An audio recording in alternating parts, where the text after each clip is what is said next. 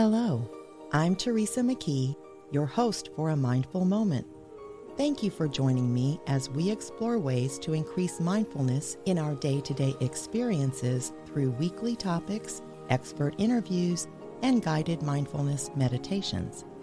Mindfulness is presence, awareness. It's paying attention to what's happening within us and around us.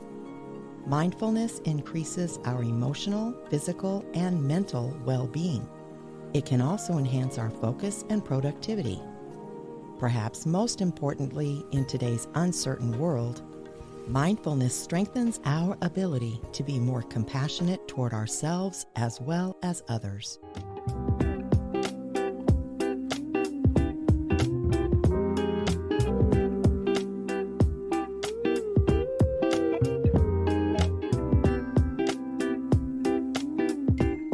Renaye Thornborrow is leading a worldwide movement to bring life coaching, personal development, and mindset skills to children through her certified wisdom coaches and parent resources.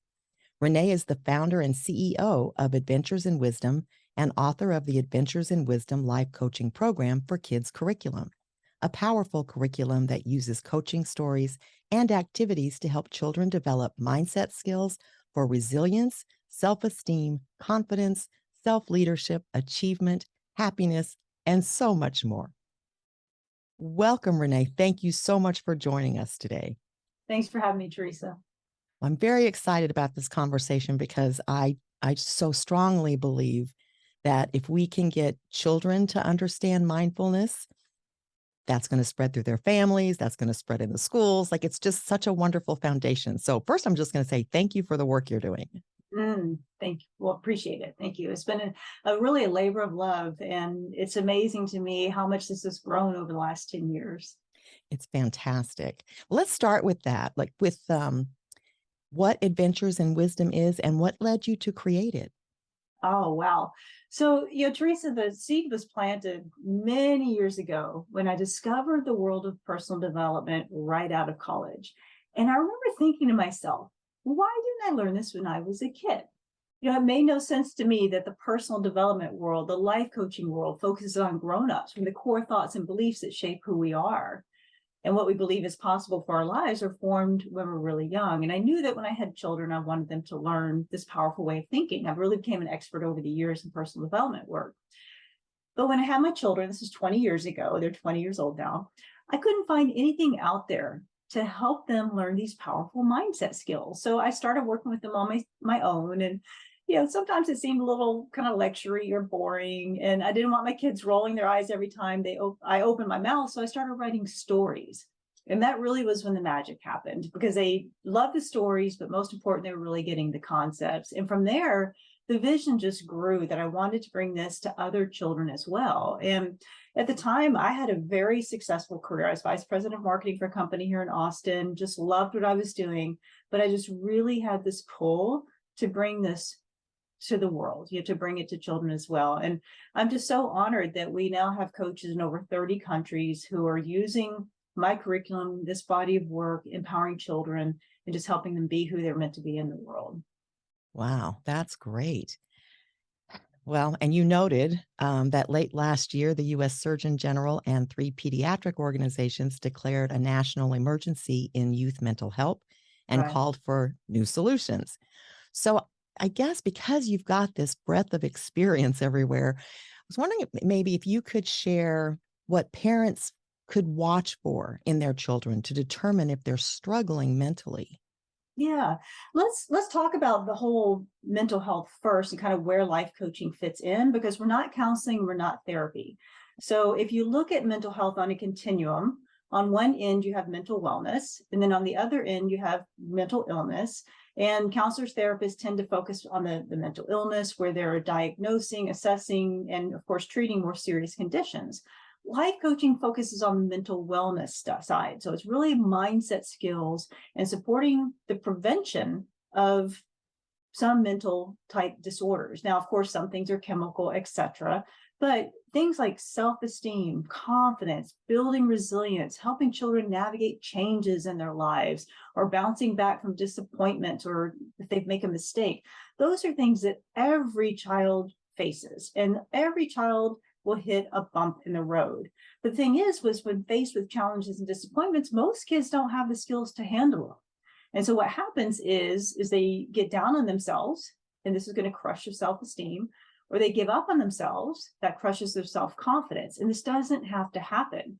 When they start developing these mindset skills, they can learn how to navigate these ups and downs of growing up. So as far as what for a parent to look for is, if they see their child kind of struggling a little bit with maybe shyness, not wanting to get out there and try new things, afraid to raise their hand in class, not introducing themselves to other kids on the playground, maybe sitting on the sidelines.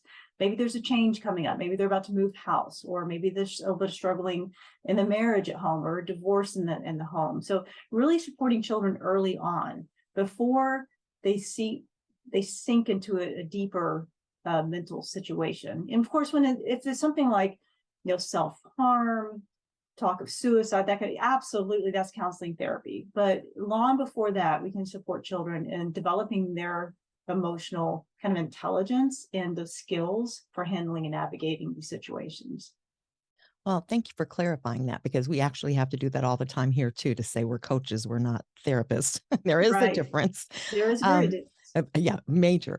But I do agree with the philosophy that if we can coach and take that preventative perspective, then it saves people a lot of grief and suffering later. And so in this case, children, and for goodness sake, I don't know who wouldn't want children to suffer less, because it's hard growing up. And they've been through so much the last couple of years that having resiliency skills and that self-confidence, I would think would make just a ton of difference. Well, and it impacts the whole family, Teresa. I mean, whenever a child is struggling, it's going to impact the parents, it's going to impact anyone else who's close to that family as well. And we're there to help be on the parent's team. We're not there to replace a parent. We're part of the team in supporting that child and being able to navigate challenges. Oh, I think that's great. I believe, I shouldn't say I know, I believe you teach 27 mindset skills through your Right. curriculum. And I was Mhm. wondering, could you share a few of those with our listeners? Yeah, absolutely. So there's kind of 5 major categories. And one of the things that makes our curriculum so unique, one is we use coaching stories to help bring these skills to kids. And then, of course, discussion questions and activities. But we teach the brain science behind why these things work, why these skills work. So we really start with a foundation around, we call it mind power. And it's teaching children about their conscious mind and their subconscious mind, and what belief systems are. And we teach them about neural pathways in their mind, so they understand why positive skills like positive self-talk, which we'll talk more about here in just a minute, why those are so important. We talk about the reticular activating system in the brain and how that's so critical for when they're wanting to achieve their goals. And so really helping them understand how their mind works supports them in the other areas of the curriculum, where we support them in developing what we call their inner power. So this is their inner compass, self-leadership, dealing with peer pressure, making good decisions, their me power, which is self-esteem and self-confidence, dream power, all about setting and achieving their goals and accomplishing that. And then what we call slaying dragons, and that's handling the tough stuff in life. So managing the change, overcoming mistakes, managing conditional thinking, dealing with fear, those kinds of things as well. So, one of our favorite skills to teach is the skill of positive self-talk. In fact, we give away a free coaching story on our website about how to develop positive self-talk. And Teresa, this is so key because it shapes everything from our confidence to our self-esteem to what we achieve and what we think is possible for ourselves. And what's amazing is that every moment of every day, we're saying something to ourselves. So it's either building us up or it's tearing us down, and our kids are doing it too. So what we want to do is support them in learning how to identify when they're in negative self-talk, how to shift out of that and really focus on positive self-talk, and how to develop certain practices so that on a daily basis, multiple times a day, they're actually creating that positive self-talk and building those neural pathways in their mind so that positive self-talk becomes their normal way of thinking. well, this is all the stuff we teach adults. So, Absolutely. so pretty soon I won't have any clients left. We'll get them all through as Oh, children and everybody will be happier. it's always an evolution. I mean, I've been doing this for, well over a decade, and I'm still in the work. I'm always working on my self-talk. I'm always Yeah. working on shifting my thinking. And sometimes my mind is not in the, I have to work on this stuff myself. Oh, It's always a work in practice or progress, and we always need support. I mean, yeah. life it's not a straight line going up with success. It's like a roller coaster. There's ups and downs and backwards and forwards, and hopefully everything's sloping, upwards and successful. But we have things in life that we just have to deal with sometimes. Yeah, absolutely. I have to say all the time that we never get there. Like if there's a place that We you ever never get get to there. where you don't have a problem or an issue or a challenge, I don't know where that exists. But yeah, and I think it is important, but for the adults listening, that we do need support and we do need to remember that we're human. And so we do, negative thinking does sometimes creep in, or we kind of Mhm. fall off our path, even if it's, practicing mindfulness or any other Right. discipline that you're trying to learn. And that's just normal. But for kids to get this foundation where it becomes habitual early on is just amazing. What Yeah. age range does the curriculum address? Yeah. So the ideal for us is between the ages of 6 through 12. So Okay. we want to reach children when they're early, elementary school, middle school, when they're really starting to face some of the bigger situations in life. It can be with peer pressure, not fitting in or being left out, or having grades or not making the team, or bad grades, not making the team, those kinds of things, and supporting them in building those skills early, because they can use those skills throughout high school, college, and even into their adult years as well. Yeah, absolutely. Wow, that's so Yeah. empowering. All right. Well, I know you have some activities that bring mindfulness to kids and family members, and you say that it really does help transform the energy in the household. So I was wondering Yeah. if you could share a few of those with our listeners. Yes, absolutely. So we already talked about self-talk. So that's one to definitely work on. One of the ones we just love to share with families is the practice of giving gold hearts. And what that's all about is that it's being mindful of how we are with others and, of course, with ourselves. And that is every time we're with someone, we make a mark, we leave a mark. It's either a gold heart or a grungy mark based on how we treat them. And so one of the practices is to practice giving gold hearts throughout the day. And it really helps be mindful on how you're treating other people. And then at the end of the day, having conversations about how many gold hearts you gave out. And one of our coaches we had such a cool story. She was working with a girl named Julie who was this was her practice, and she brought the practice back to her family, and the whole family wound up practicing giving gold hearts. So it really was, there was a ripple effect throughout the family for this practice. And then the most important gold heart too to give is the one to ourselves, and that's where the positive self-talk comes in, and just being really mindful of how we're speaking to ourselves, both through our thoughts and through our words. Oh, that's fantastic. Um, I- and again, or helping kids get into that mindset at a young age so that Yeah. they think that way then as adults instead of having to sort of correct their mindsets later in life Correct. Mm-hmm. just seems so beneficial to me. So I understand another thing that you have activities around is gratitude, and that's something that we're always encouraging in mindfulness. But what's involved with teaching kids the practice of gratitude? Well, with gratitude, it really is about, it's very simple. We have a morning activity of goals and gratitude. And well, starting with the gratitude is, what are three things you're grateful for? And to choose three different things each morning. And so that they're constantly aware of what's working in their life, because this sets our brain up to look for what's working in life and what's good in life and we can appreciate. It's just a completely different come from and a completely different energy that we create when we're in gratitude. And of course, research also shows that people who have a practice of gratitude tend to have higher levels of happiness and stronger mental health as well. So it's a great exercise, not only for kids, but for us grown-ups too.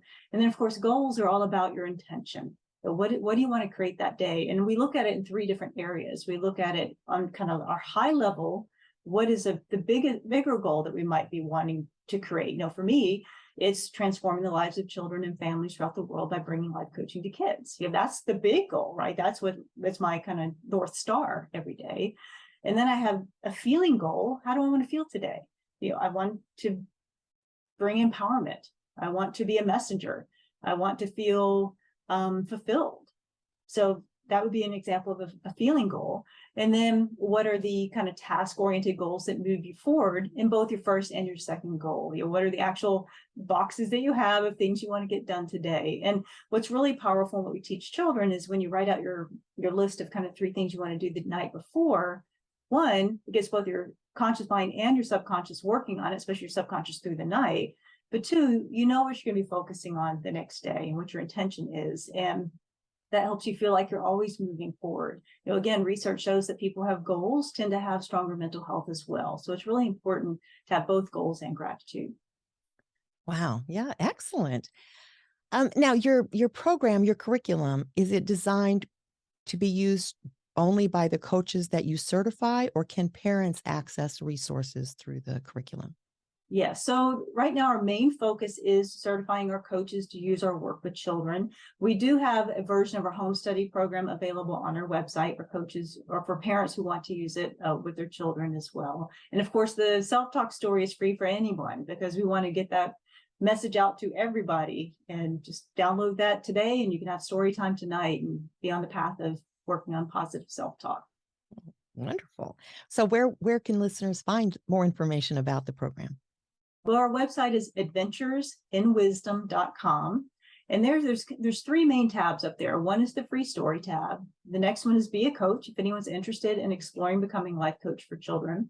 And then the next one is for parents. And for parents who might be looking for a coach to work with their children, we have something called a Connect with a Coach form, where they can fill out the form and say, hey, this is a situation we're dealing with. These are the results we're looking for. And then coaches who feel like they'd be a good fit can respond back directly to that parent as well. Wonderful. Yeah. Well, it has to be very fulfilling to see that you're changing the lives of children, because, just what a wonderful group, right? They're already so full of joy and potential, and to start kind of with a clean slate before they've added all the stuff that we add as we turn into adults must be really wonderful. It's very fulfilling. And I just love seeing our coaches being able to do their work in the world. Our coaches tend to come from a background of life coaching, of educator. We have a lot of educators, especially within the last couple of years, who have joined us, who want to work with children, but in a different environment where they have a little bit more control and flexibility over their schedule and the impact they can have on children. Counselors, therapists, social workers as well. So it's so fulfilling to see them being able to do their work in the world. And they will reach children I would have never been able to reach on my own. So it's just amazing. Well, that's great. And I really thank you for the work that you've put out in the world, and that's now being replicated and implemented by so many people in all these different countries. So just fantastic. And I want to thank you so much for joining us today. And I hope anyone with children is hearing this and checks out your website and downloads one of the stories so they can get a feel for it, because I think it's the most critical work we can do is to address children at that point in life where they do get those skills that for some reason we don't teach in school, so that they can just succeed better. And maybe, again, a little easier instead of having to figure it out the hard way all the time. So I just really appreciate your work, and thank you again for joining us. Thanks for having me, Teresa. Until next time, I encourage you to meditate daily and be mindful in all of your everyday activities. Simply bring your full awareness to the present moment to build your mindfulness skills, paying attention to every detail of what you're doing, from washing dishes to work tasks to taking a walk. Your mind will wander, and that's normal. Each time you notice it has wandered, that's mindfulness. Consider how wonderful the world could be if everyone was mindful. You can help make that happen. It all starts with a mindful moment. This podcast is part of the Airwave Media Podcast Network. Visit airwavemedia.com to listen and subscribe to other great shows like the Daily Meditation Podcast, Everything Everywhere, and movie therapy. We deeply appreciate your support at patreon.com/amindfulmoment. Please be sure to subscribe to A Mindful Moment and follow us on Instagram at A Mindful Moment Podcast. Visit our website, amindfulmoment.com, to access podcasts, scripts, and book recommendations. A Mindful Moment is written and hosted by Teresa McKee and/or Melissa Sims. The Spanish version is translated and hosted by Paola Tile. Intro music, Retreat by Jason Farnham. Outro music, Morning Stroll by Josh Kirsch, Media Right Productions. Thank you for tuning in. This podcast is produced by Work to Live Productions.